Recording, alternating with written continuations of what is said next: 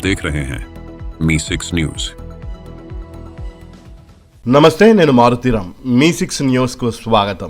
సిద్దిపేట జిల్లా దుబ్బాక నియోజకవర్గం, మెదక్, కరీంనగర్, నిజామాబాద్, ఆదిలాబాద్ శాసన మండలి పట్టభద్రుల ఎన్నికలు ప్రశాంత వాతావరణంలో 8 గంటల నుంచి ప్రారంభమయ్యాయి.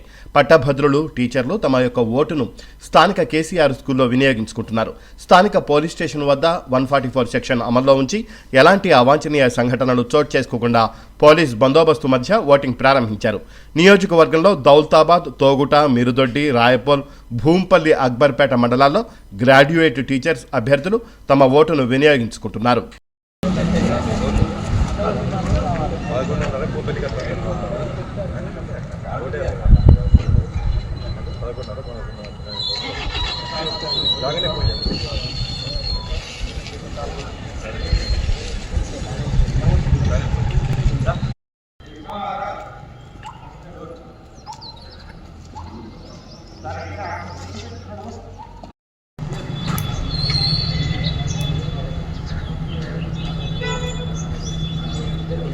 అయితే మీరు వస్తే వాళ్ళు చూపిస్తే అయిపోతుంది.